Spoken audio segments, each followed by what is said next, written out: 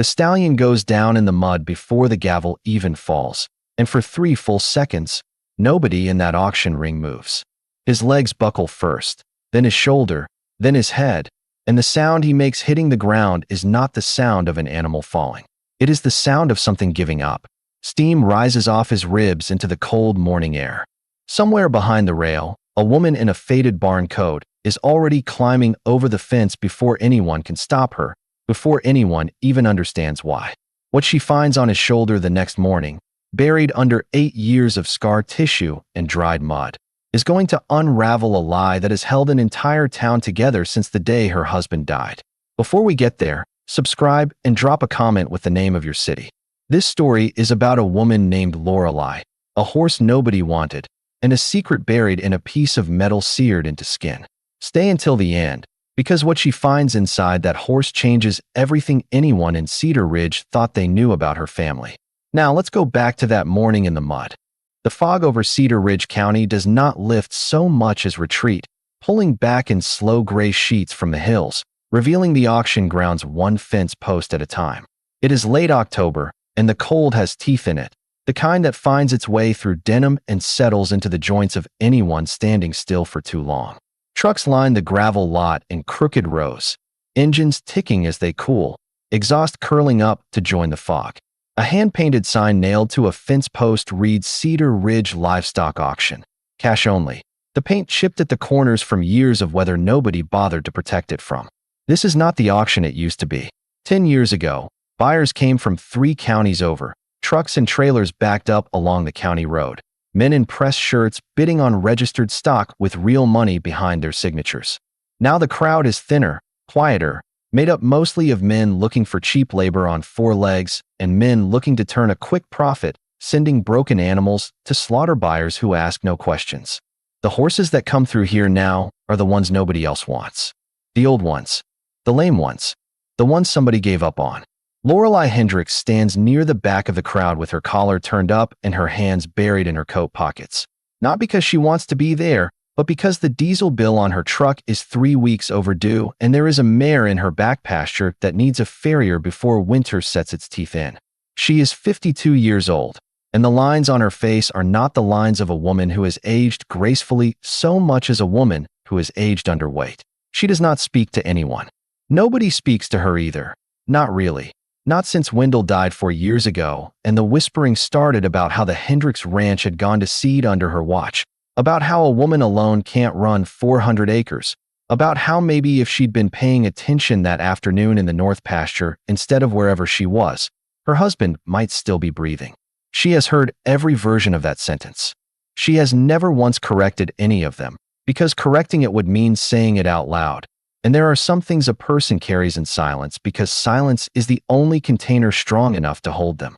The auctioneer's voice crackles through a PA system that has seen better decades, calling lot numbers, moving cattle through first, then a pen of aging quarter horses, then a scattering of mules nobody bids on past the opening number. The crowd thins as the morning wears on, cigarette smoke and coffee steam mixing with the smell of manure and wet hay. Lorelei checks her watch. She has told herself she will leave after the cattle, that she has no business here, that whatever farrier money she scrapes together needs to stay in her pocket and not get thrown at some sentimental impulse she can't afford. Then Lot 41 comes through the gate, and the entire tone of the morning changes. He does not walk into the ring so much as get pushed into it, a rope looped rough around his neck, handled by a man who clearly has no interest in what happens to him after the sale. He is a dapple gray gone almost white with age, a saddlebred by the look of what remains of his conformation, though it takes a trained eye to see it under the wreckage. His ribs show through a coat gone dull and patchy. His hooves are cracked and overgrown, the kind of neglect that takes years to accumulate. There is a rawness at his hip where a saddle or a harness sat too long without care. His head hangs low, ears pinned back not in aggression, but in something closer to surrender. A murmur runs through what's left of the crowd. Someone near the front laughs, low and ugly, the kind of laugh men make when they've already decided an animal is worth nothing but the price of its hide. The auctioneer barely finishes his opening number before the horse's front legs fold.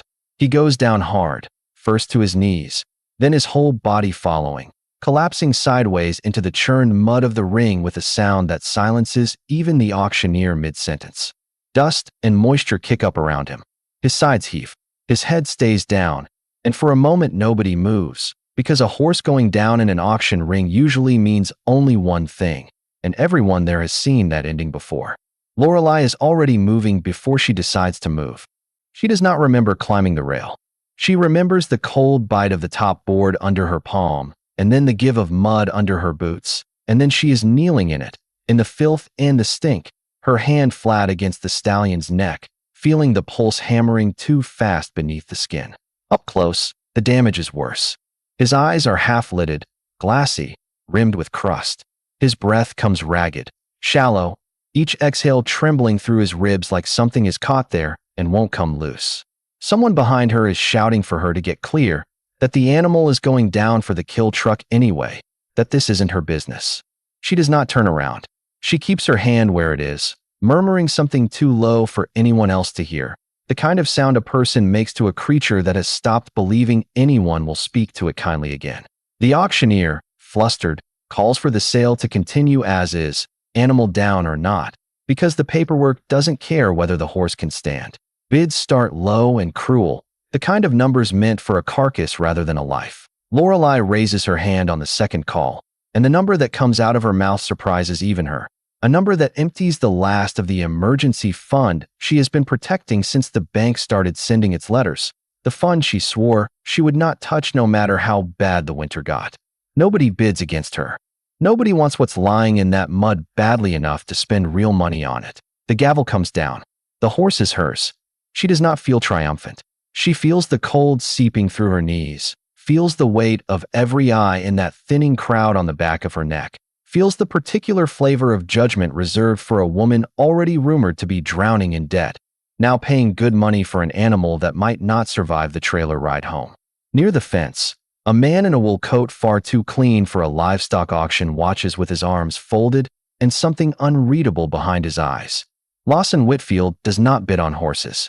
He has not needed to bid on anything in this county for a long time, not since he started buying up notes and mortgages the way other men collect stamps.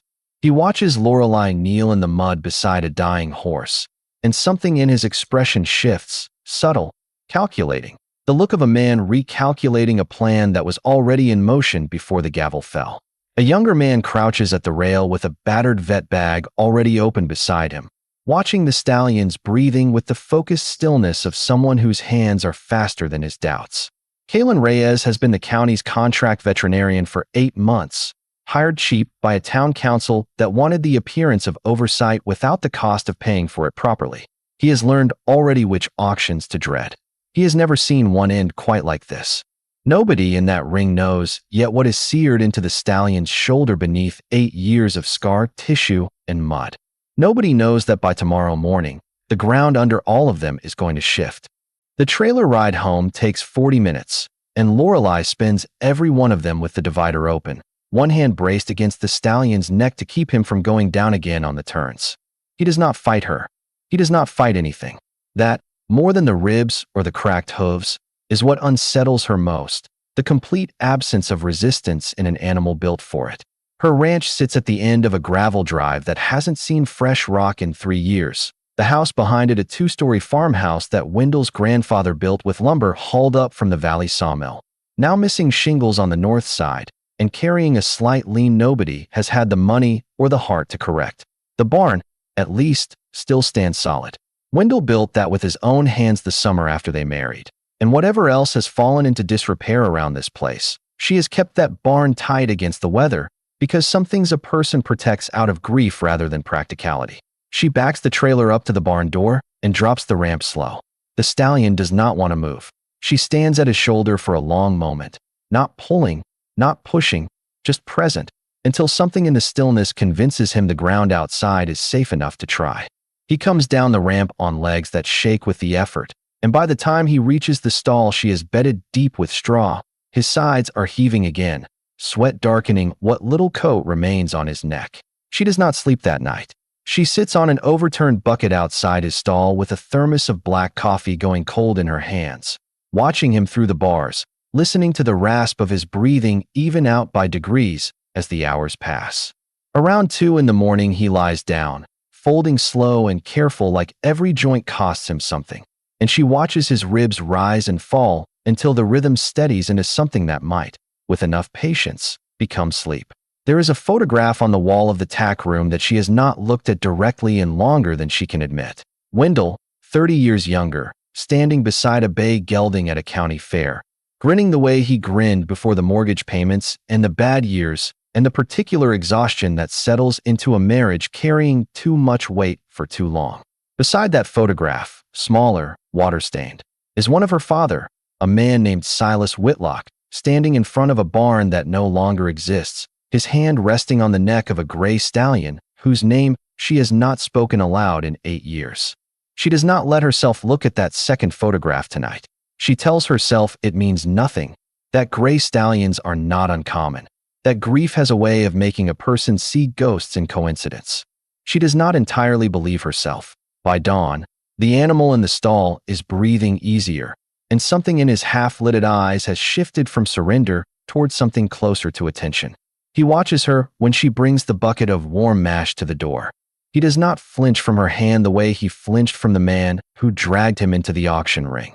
Whatever damage was done to him, it seems, was not always the shape it is now.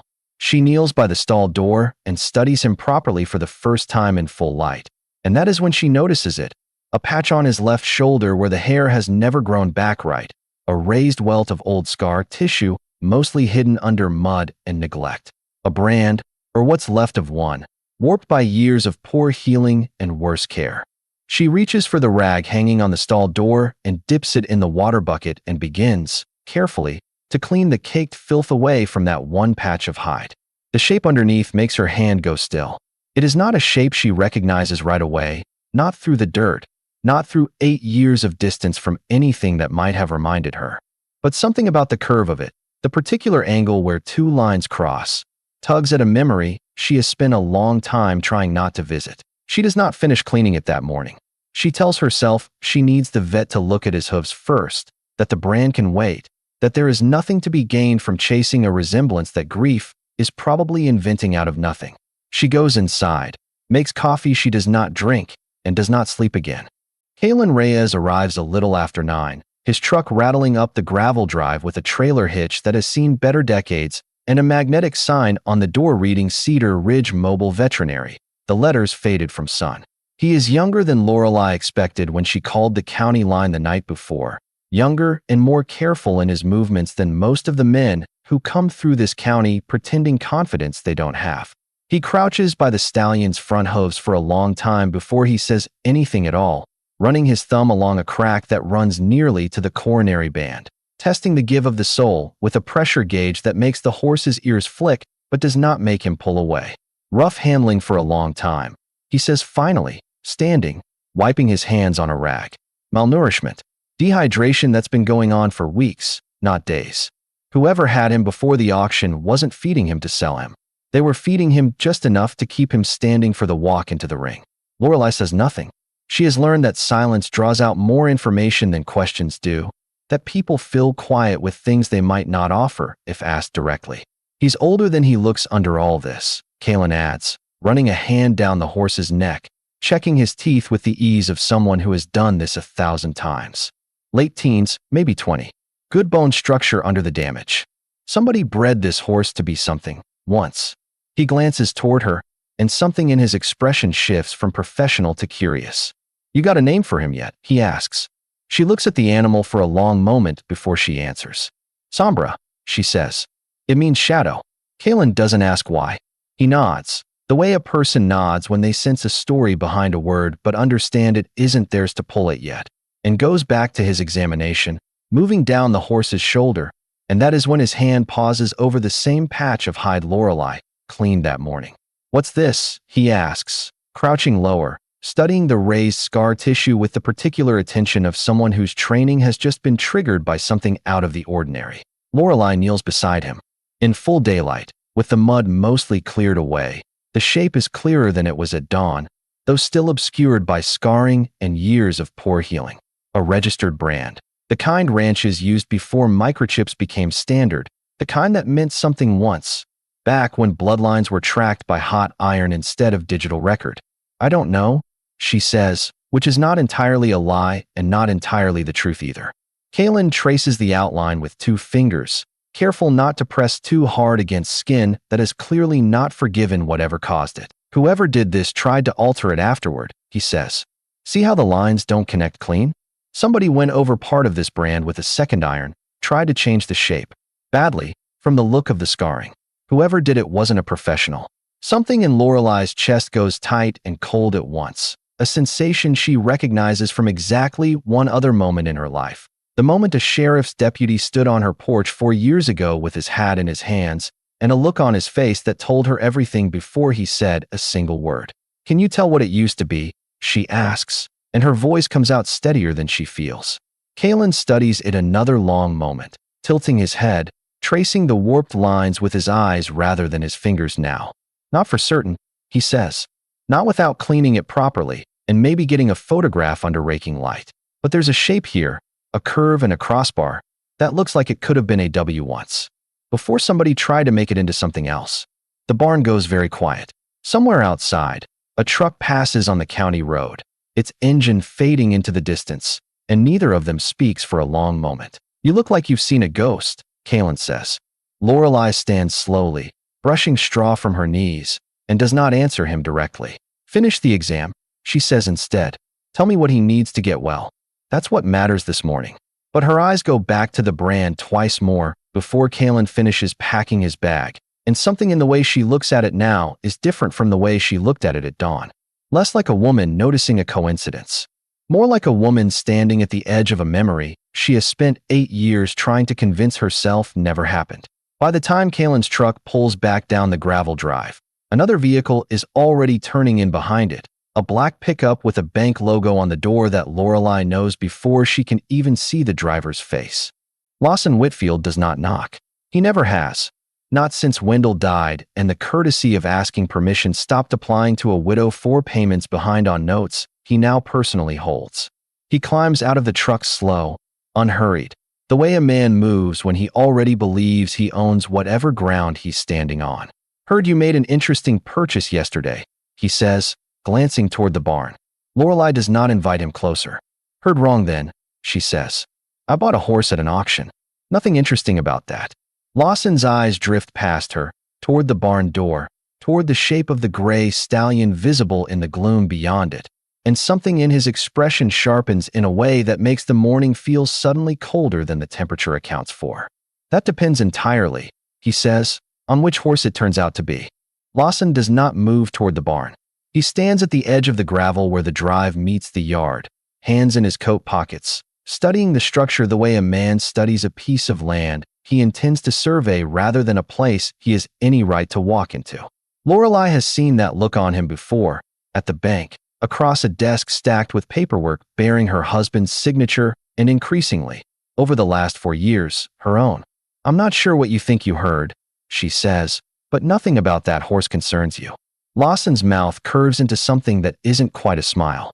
That's not entirely accurate, Lorelai, he says. He's careful with her name, using it the way a man uses a tool, deliberate, calculated to remind her of a familiarity neither of them actually shares anymore. Your account with the bank carries an outstanding balance secured against the assets of this property. Any livestock purchased using funds that should rightfully be servicing that debt becomes a point of interest for us. I paid for that horse with my own money, she says. Money that isn't the bank's business. Everything on this ranch is the bank's business, Lorelai, he says, and for the first time something harder shows through the practiced civility in his voice. That's what happens when a note goes unpaid for as long as yours has. She does not answer right away. Behind her, in the barn, she can hear the soft shift of straw as the stallion moves, restless, perhaps sensing the tension carried on voices he cannot understand but can clearly feel. You gave Wendell 4 years to catch up on those payments while you sat across the table telling him it was fine, telling him you were partners, she says finally, and her voice does not rise, does not shake, carries instead the flat weight of something she has held in for a very long time. And the day he died, you stopped being patient. Funny how that works. Lawson's jaw tightens, almost imperceptibly. Business is business, he says. Grief doesn't renegotiate a mortgage. No, Lorelei says. But it apparently renegotiates a man's memory of what kind of partner he was. For a moment, neither of them says anything.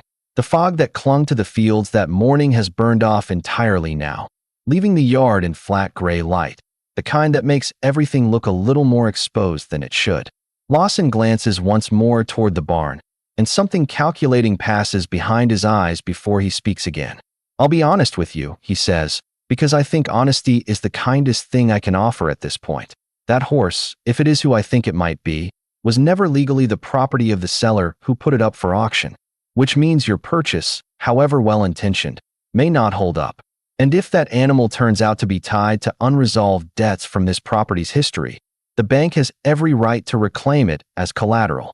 I don't know what you're talking about, Lorelei says, and this time the lie costs her something to say, because some part of her, standing in the cold morning light with her father's ghost pressing at the edges of her memory, suspects exactly what he's talking about. Then you have nothing to worry about, Lawson says, his voice smooth again, all the hard edges tucked back beneath practiced warmth. But I'd advise you to have your paperwork in order. And I'd advise you, as someone who has always wished you well despite how things have gone, to think carefully about what you're willing to lose over an animal that isn't worth what you paid for him. He turns back toward his truck without waiting for a response, the gravel crunching under his boots in a rhythm too unhurried for a man who has just made a threat, and it is only after his taillights disappear down the drive that Lorelei lets herself exhale the breath she has been holding since he first said the word interesting. She goes back into the barn. Sombra stands at the front of his stall, ears pricked toward the door, watching her the way he watched her in the auction ring, some flicker of alertness in his eyes that wasn't there yesterday.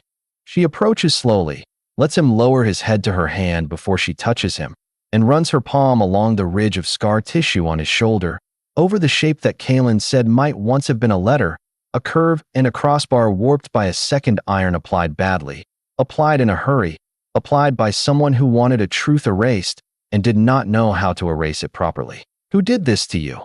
She says, quiet, more to herself than to the horse. And for the first time in 8 years, she allows herself to think, fully and without flinching away from it, of her father's barn and the night the last of his herd disappeared, and the gray colt that was never found among the animals recovered afterward, the one the insurance company eventually wrote off as lost to theft, the one whose absence broke something in her father that never fully mended before he died 2 years later. She does not have proof yet. She has a scar and a suspicion and a banker suddenly very interested in an animal he claims is worth nothing. That, she thinks, standing in the cold barn with her hand resting on 8-year-old scar tissue, is itself a kind of proof. The days that follow settle into a rhythm built around the stallion's slow recovery, though calling it a rhythm undersells how much of Lorelei's attention it consumes. She rises before dawn to mix the special feed Kaylin prescribed, small portions spaced through the day to avoid shocking a digestive system starved for too long. She soaks his cracked hooves in warm water and Epsom salt, wraps them after, watches for the particular tremor in his legs that tells her when he's pushed himself too far and needs rest rather than encouragement. She sits with him in the evenings on the same overturned bucket, watching him eat, watching the hollows in his flanks fill in by degrees too small to notice day to day, but undeniable week to week. Word travels through Cedar Ridge the way it always does, faster than truth and less accurate with every retelling. By the second week, the version circulating at the diner on Main Street has Lorelei spending money she doesn't have on a horse that's going to die anyway, throwing good money after bad the same way. People say she let the whole ranch slide after Wendell passed. She hears fragments of it secondhand from the 1 or 2 people in town who still speak to her plainly, and she does not correct any of it, because correcting rumor takes more energy than she has left over after a day spent nursing a half-dead stallion back from the edge of nothing. Kaylin comes back twice that week, officially to check the stallion's progress, though Lorelei notices he lingers longer than strictly necessary, asking questions about the ranch's history that have nothing to do with veterinary care. He is careful about it, circling the subject rather than approaching directly, but she recognizes the pattern of a man who has started noticing things he isn't sure he's allowed to ask about outright. You grew up on a horse ranch, he says one afternoon, not quite a question, watching her check the wrap on Sombra's near hind.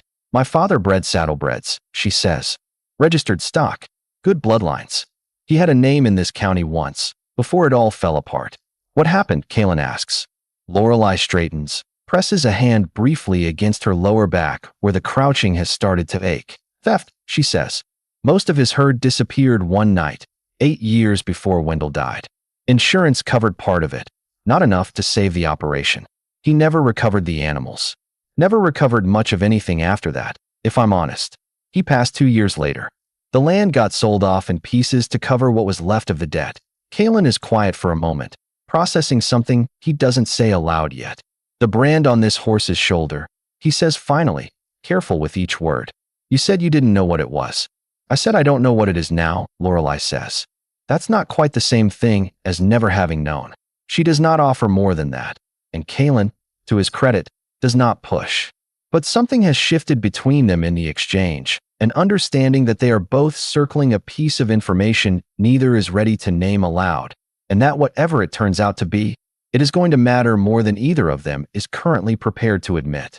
That evening, after Kaylin's truck disappears down the drive, Lorelei goes into the house and climbs the narrow stairs to the attic for the first time in longer than she can accurately remember.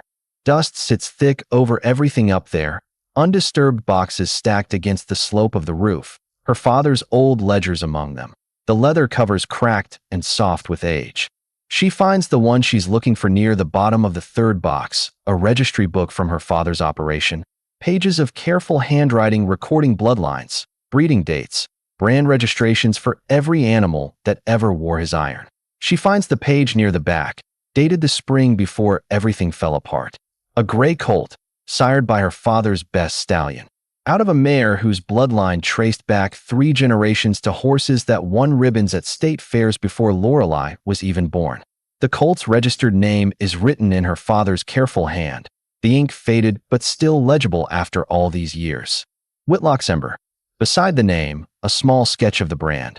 The same curve and crossbar that Kaylin traced with 2 careful fingers on the stallion's shoulder, unaltered, undamaged, exactly as it should have looked before someone took a second iron to it and tried to burn the truth away. Lorelei sits on the attic floor for a long time after that, the ledger open in her lap, the single bare bulb overhead casting everything in a light too harsh for the moment it's illuminating. Somewhere below her, in the barn, the horse that carried her father's brand for 8 years under someone else's ownership stands quietly in his stall, eating slowly, healing slowly, carrying inside his own body a truth that is about to upend everything Cedar Ridge believes it knows about the Hendricks Ranch, about the Whitlock theft, about the banker who has spent 4 years circling this property like a man waiting for exactly this kind of opportunity. She closes the ledger. She does not sleep that night either.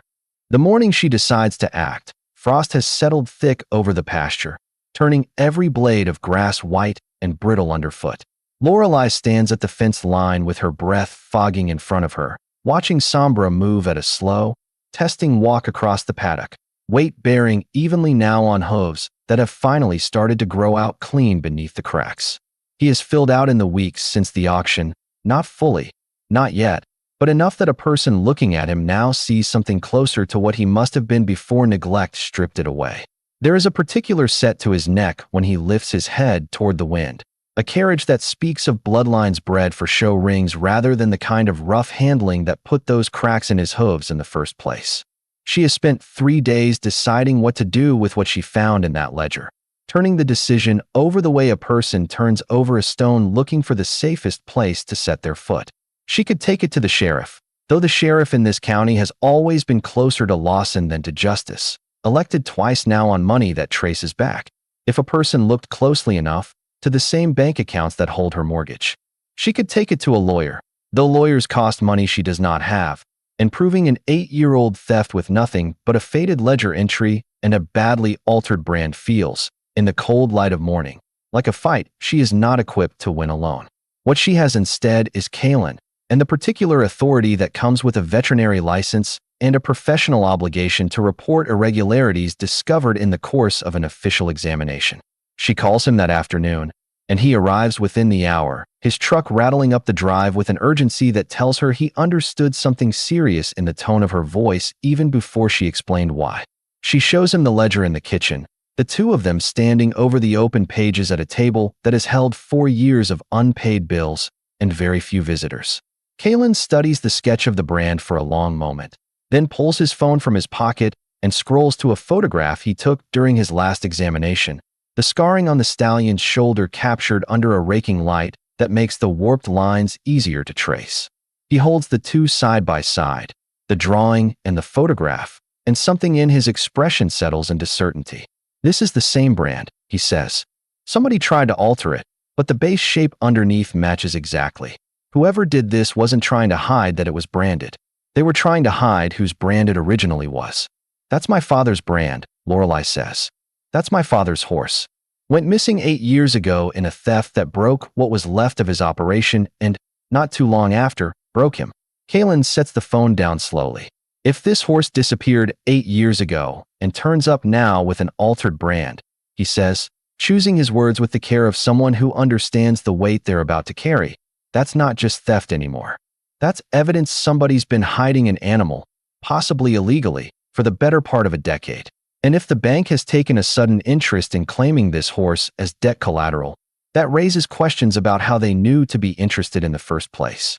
Neither of them says Lawson's name, but it sits in the room between them regardless, heavy and obvious.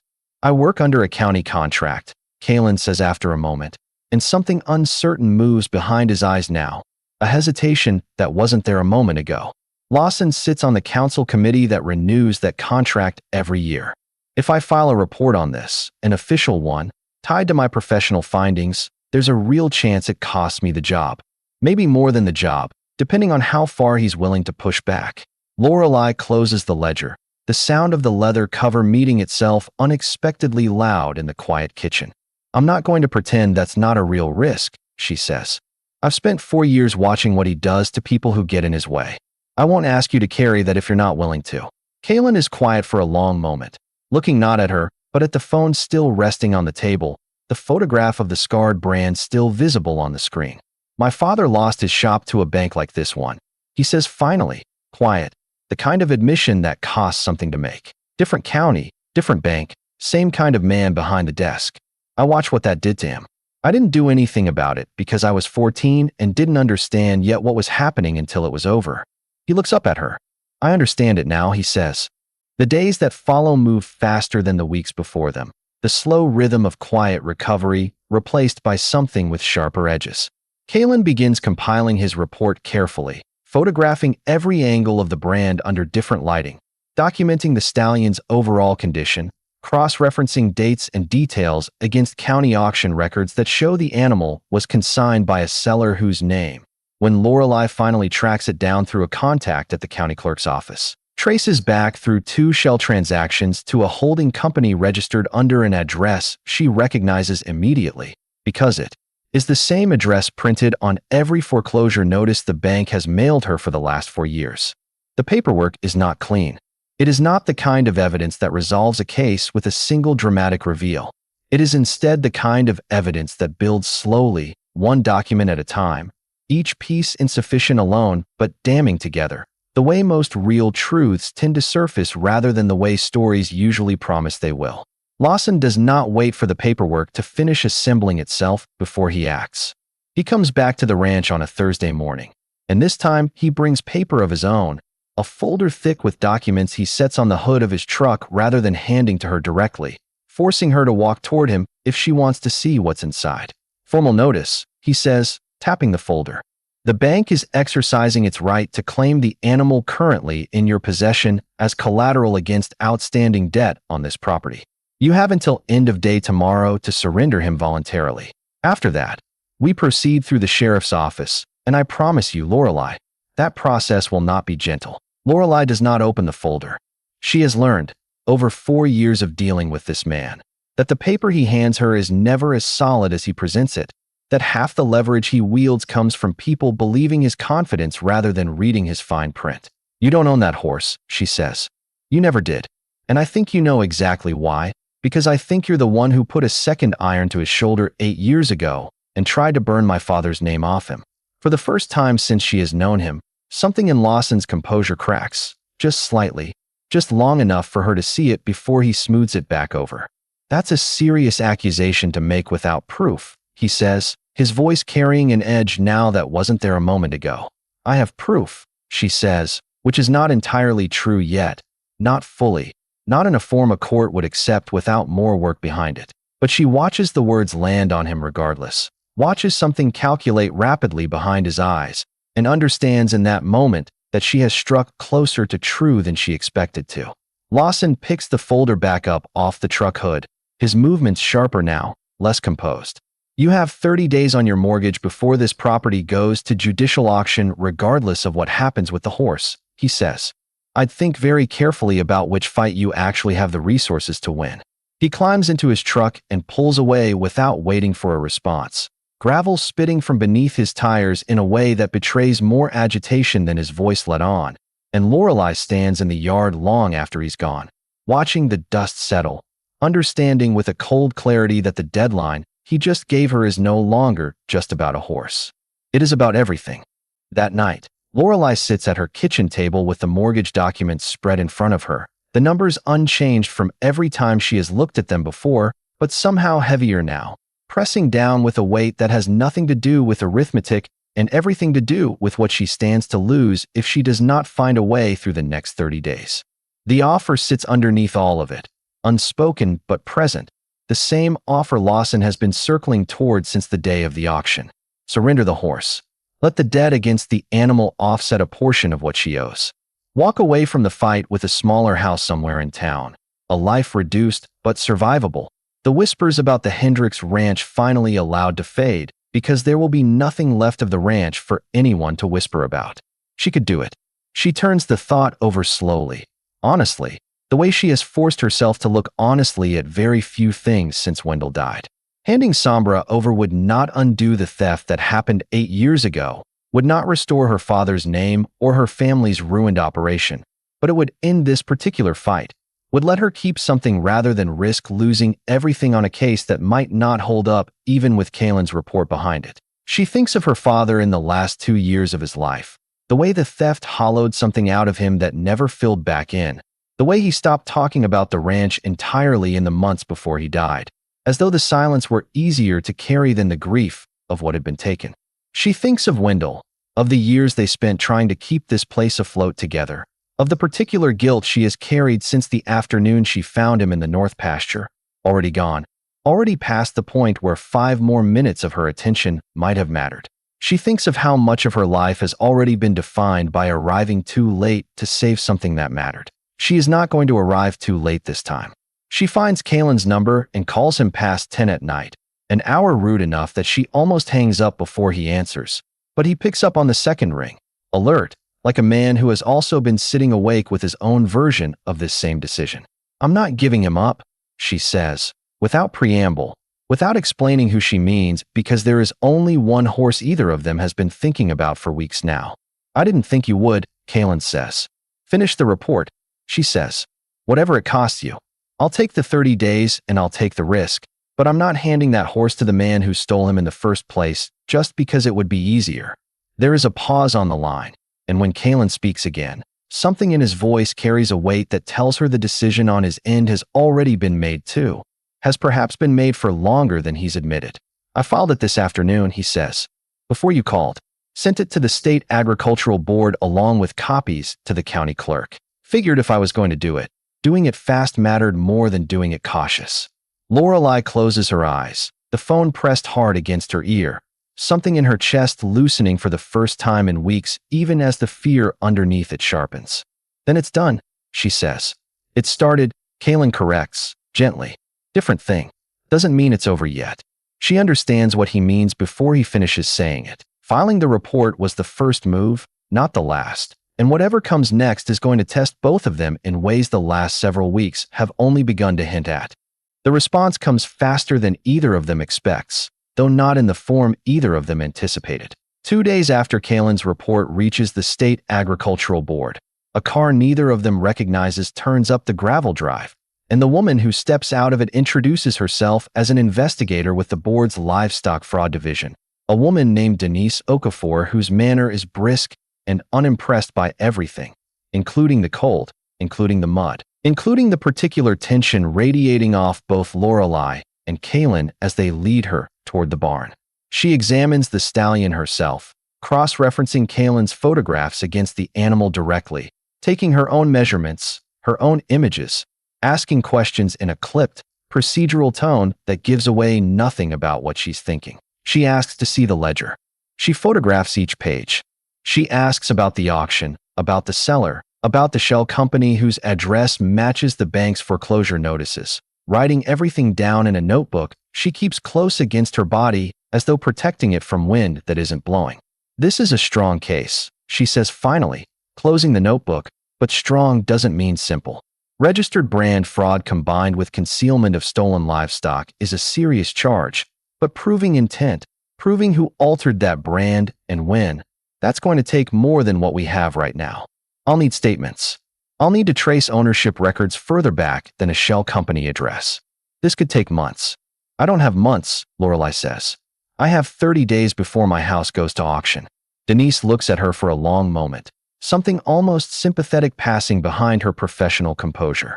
"Then I'd suggest you find a lawyer who can file an emergency injunction against the foreclosure timeline, citing this active fraud investigation as grounds for delay," she says.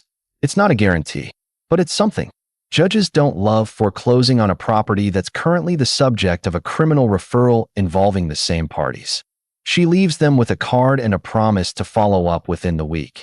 And after her car disappears down the drive, Lorelei and Kaylin stand in the cold yard together, the weight of 30 days pressing harder now that it has a shape, a strategy, a fragile thread of hope running through it that neither of them entirely trusts yet. "I don't have money for a lawyer," Lorelei says, quiet, admitting a truth she has spent 4 years trying not to say out loud to anyone. Kaylin is quiet for a moment, and then he says something that surprises her. "I might know someone who owes me a favor," he says. "Vet school roommate. Went into agricultural law instead of clinical practice. Might not cost what you're expecting." She does not ask why a man she has known for a few short weeks is willing to spend his own favors on her behalf. She suspects she already knows part of the answer, has seen it in the careful way he handles the stallion, in the quiet fury that crossed his face when Lawson's name first came up between them, in the particular loyalty of someone who watched his own father lose everything to a man just like this one. "Thank you," she says, and the words carry more weight than their length suggests, because gratitude has become a rare enough thing in her life that offering it honestly feels almost unfamiliar. The lawyer, a sharp, tired-eyed woman named Priya Anand, files the emergency injunction 3 days later, citing the active fraud investigation as grounds to delay the foreclosure auction pending its resolution. The filing buys time, not certainty, a distinction Priya is careful to explain during a phone call that leaves Lorelei simultaneously relieved and exhausted in a way that has become the emotional baseline of the last several weeks. The judge grants a 60-day stay, not the resolution either of them hoped for, but enough breathing room to let the investigation move forward without the added pressure of an imminent auction hanging over every hour. Lawson does not take the delay quietly.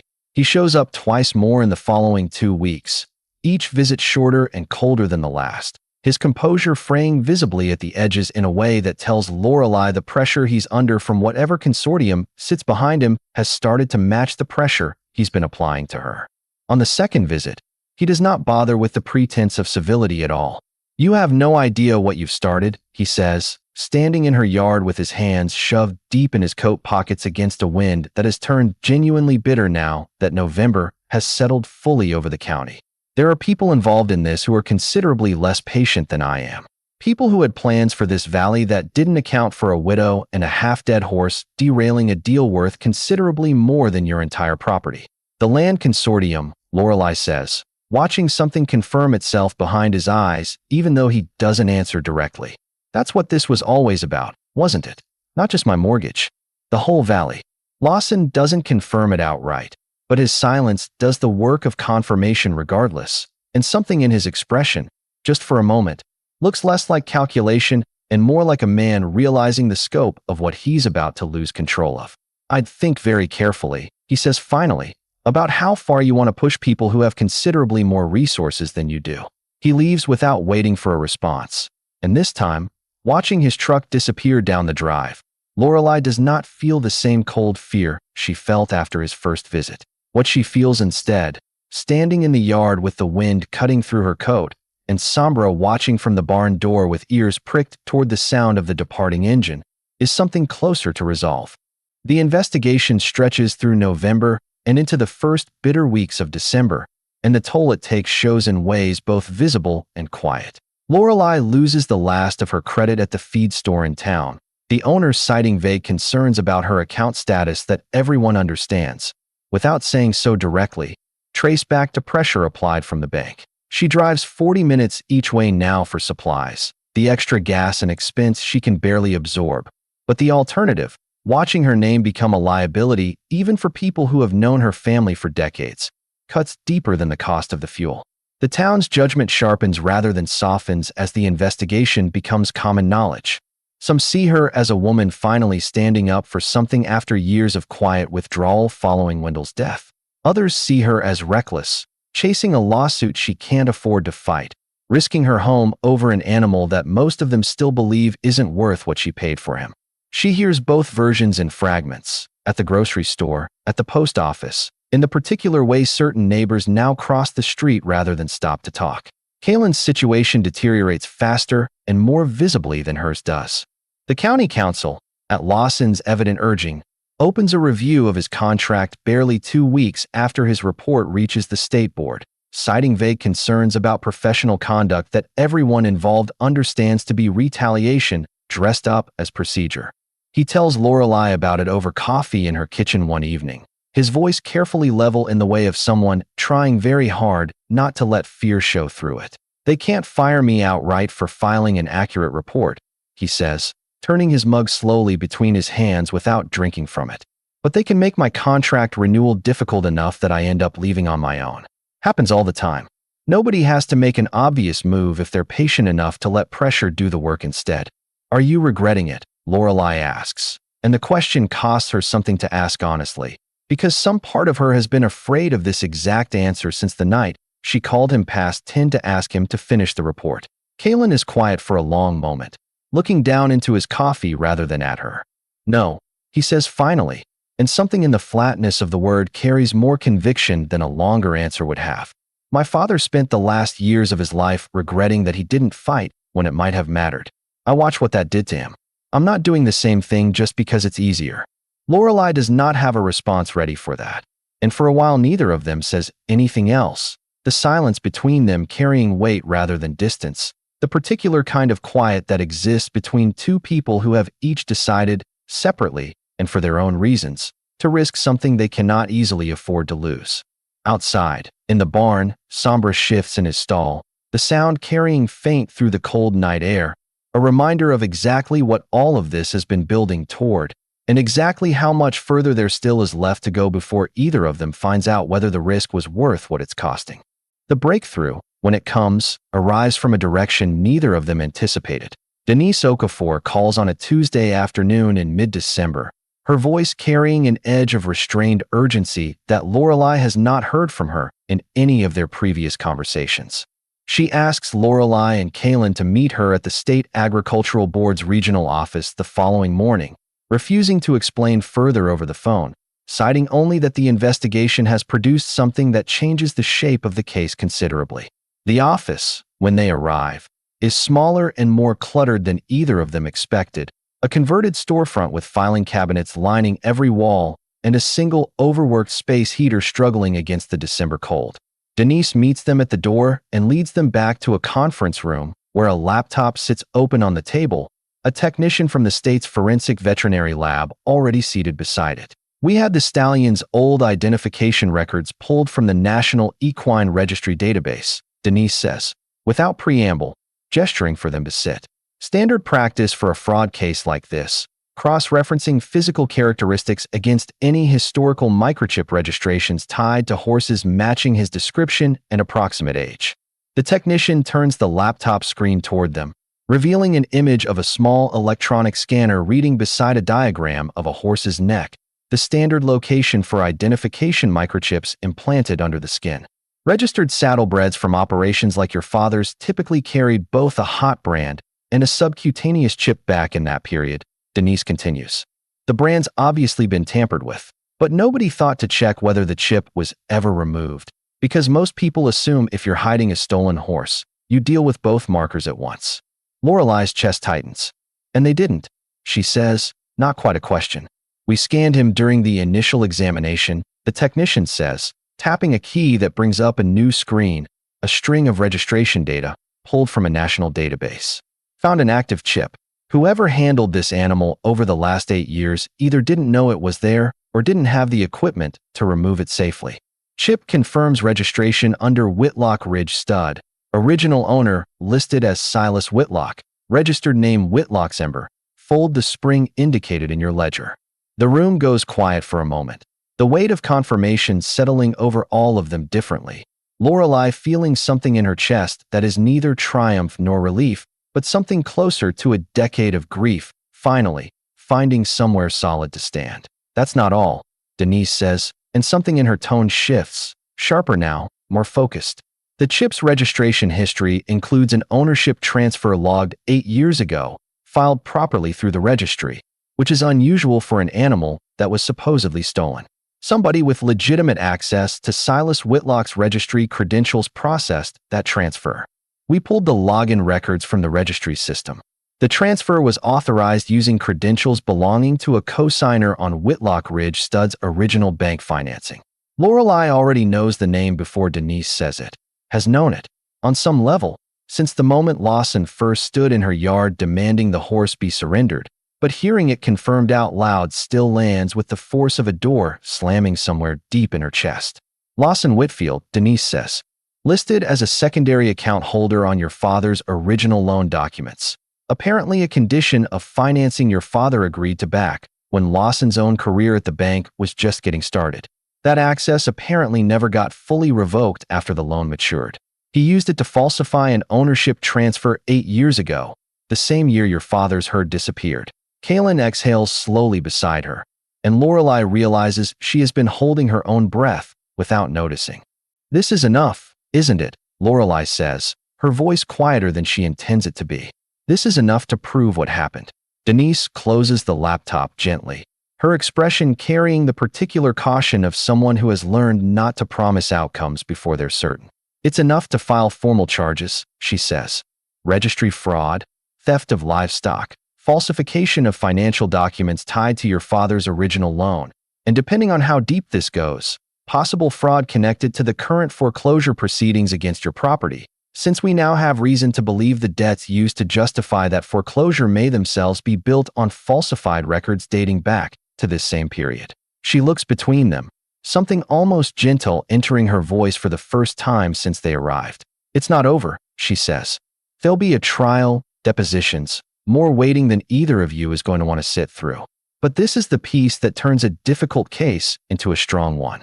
I wanted you both to hear it from me directly, before it becomes public record and this whole county finds out at once. The news breaks across Cedar Ridge the way flood water breaks across a low field, slow at first, then all at once, impossible to contain once it starts moving. Formal charges against Lawson Whitfield are filed the week before Christmas, and within days the story has consumed every conversation from the diner counter to the pews of the Sunday service. The particular details of registry fraud and falsified loan documents spreading through the town with a speed that makes the earlier rumors about Lorelai's negligence look almost gentle by comparison. The bank places Lawson on administrative leave within 48 hours of the charges becoming public, a move that fools no one into believing it reflects anything other than the institution protecting itself rather than standing behind him. The land consortium he had been quietly courting on the valley's behalf withdraws its interest entirely within the week, unwilling to attach its name to a deal now tangled in an active criminal investigation. Whatever plans existed to reshape Cedar Ridge's valley into something built for people who had never lived there dissolve almost as quickly as they had gathered momentum in the first place. Lorelai does not feel the triumph she might have expected to feel. She feels, mostly, exhausted, the particular exhaustion of a person who has spent months carrying a weight so total that setting even part of it down leaves her unsteady rather than relieved. She spends the week before Christmas doing the only thing that has ever reliably settled her since Wendell died, working the barn, tending Sombra, watching him move now with a strength and courage that seemed to grow more evident with each passing day, as though healing had been waiting all along for the truth around him to catch up to what his body already knew. The foreclosure proceedings against her property are formally dismissed in the second week of January, the judge citing the fraudulent origins of the debt now established through the ongoing criminal case against Lawson. Priya calls with the news on a gray Tuesday afternoon, her voice carrying the particular satisfaction of a lawyer who has watched a difficult case resolve in her client's favor, and Lorelei sits at her kitchen table afterward for a long time, the phone still in her hand, looking out the window toward the barn where a stallion that should have died in an auction ring 3 months ago now stands strong enough to canter the length of the paddock without faltering. The town's judgment does not disappear entirely, because towns rarely let go of a story once they have decided how to tell it, but something in the tenor shifts nonetheless. The whispers about negligence, about a widow letting her husband's ranch fall to ruin, thin considerably once the truth of what actually happened to her father's operation, and by extension to her family's fortunes, becomes public record rather than rumor. Some people in Cedar Ridge apologize outright, awkward and overdue. Most simply stop repeating what they used to say, which is, Lorelei has learned, sometimes the closest thing to an apology a small town is capable of offering. Kalen's contract renewal, once the subject of quiet council maneuvering meant to push him out, is approved unanimously in February. The same council members who had raised vague concerns about his conduct now unwilling to be seen distancing themselves from the veterinarian whose report ultimately uncovered a fraud scheme most of them had unknowingly enabled through years of looking the other way. He stops by the ranch more often than his professional obligations strictly require, a pattern neither of them names directly, but which has become, over the winter, simply part of the shape of Lorelei's days. She finds him in the barn on a cold February afternoon, running his hands over Sombra's now solid frame with the satisfied attention of a man checking work he's proud of, and something in the easy quiet between them, the particular comfort of two people who have weathered something difficult together and come out the other side of it still standing, settles into her chest with a warmth she has not let herself feel in a very long time. He's going to need real training soon, Kalen says, not looking at her, focused instead on running his palm down the stallion's foreleg, checking the strength of a hoof that has grown out clean and whole in the months since the auction. Bloodline like this, conformation like this, once he's fully conditioned, he could stand at stud again, could rebuild something from him, if he wanted to. Whitlock Ridge stud, Lorelei says, testing the words out loud for the first time in 8 years, and something in the sound of them, spoken in her own barn, on her own land, with her father's brand finally restored to its rightful meaning rather than hidden under someone else's lie, settles a piece of grief she has carried since long before Wendell ever died. You've got the land for it, Kalen says, straightening, meeting her eyes now. And you've clearly got the patience. She almost laughs at that, the first easy laugh she can remember offering in longer than she wants to admit. Patience, she says. Is that what we're calling nearly losing everything twice in one winter? Kalen's mouth curves, something warm and careful in it. Some people call it stubbornness, he says. I've started calling it something closer to faith. She doesn't answer that directly, but she doesn't look away from him either, and the silence that follows carries a different weight than the silences that filled this barn back in October.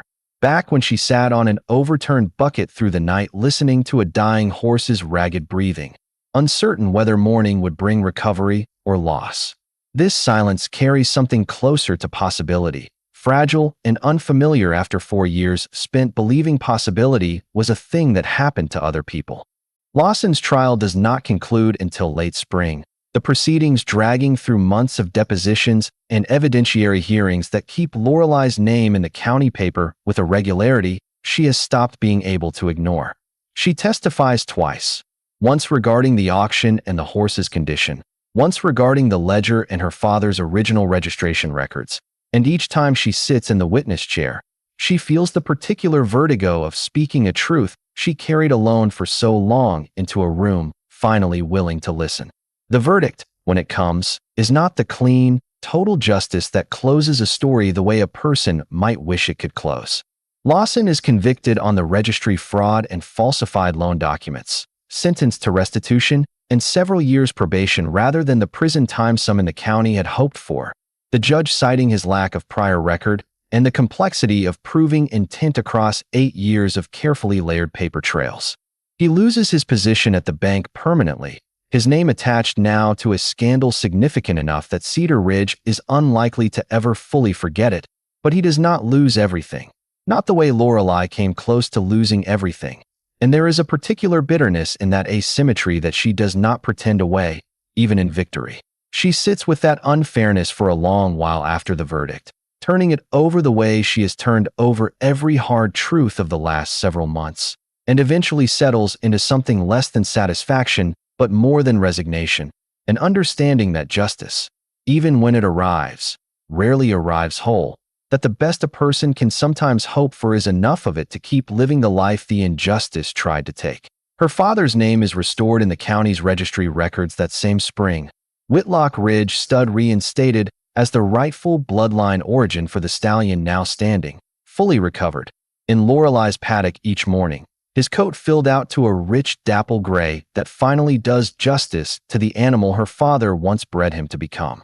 She stands at the fence some mornings just watching him move, the particular carriage of a horse bred for excellence finally allowed to express itself after 8 years of neglect and secrecy, and feels something in her chest that she has not let herself feel fully since the afternoon she found Wendell in the north pasture, a grief that does not disappear, but that finally, for the first time in years, has room to breathe alongside something other than guilt.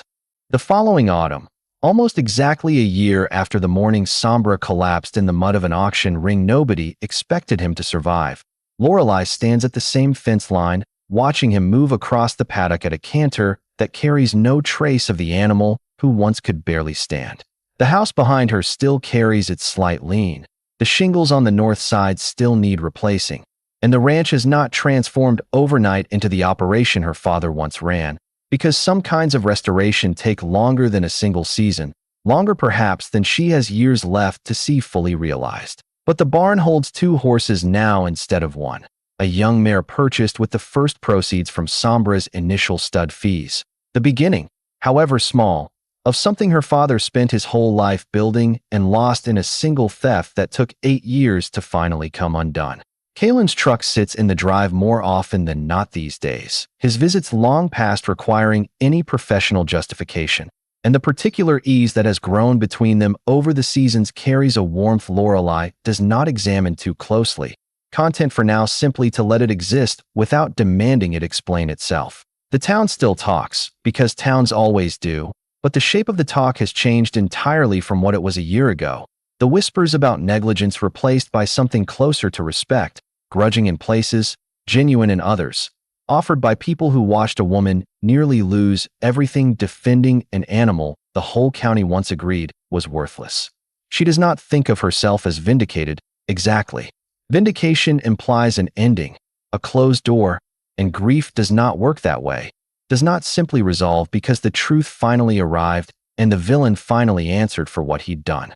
She still carries the guilt of the afternoon she arrived too late in the north pasture. She still carries the memory of her father's hollowed final years, of watching a man who loved his herd more than almost anything spend his last days believing that love had cost him everything. Those things do not disappear simply because a stallion survived an auction ring and carried the truth home on his shoulder. But standing at the fence in the low autumn light, watching Sombra move the way he was always meant to move, she understands something she could not have named a year ago, back when she climbed that rail without deciding to, back when a dying horse in the mud mattered more to her than the last of her savings. Some kinds of care do not ask to be justified by outcome. Some kinds of dignity survive being discarded, survive being sold for less than nothing, survive years of silence and neglect, waiting only for someone willing to kneel down in the mud and look closely enough to see what was never actually lost. Only hidden, only waiting. The wind moves through the paddock, carrying the first cold edge of the coming winter, and Sombra lifts his head toward it, ears pricked. The same instinct for alertness that once looked like fear now settled into something closer to simple attention, an animal finally allowed to exist without needing to brace against whatever comes next. Lorelei stays at the fence a while longer, watching him, before she turns back toward the house, toward the kitchen table where Kalen is waiting with coffee and the particular unhurried patience of a life no longer defined entirely by what it has survived. Some debts, it turns out, were never really about money at all.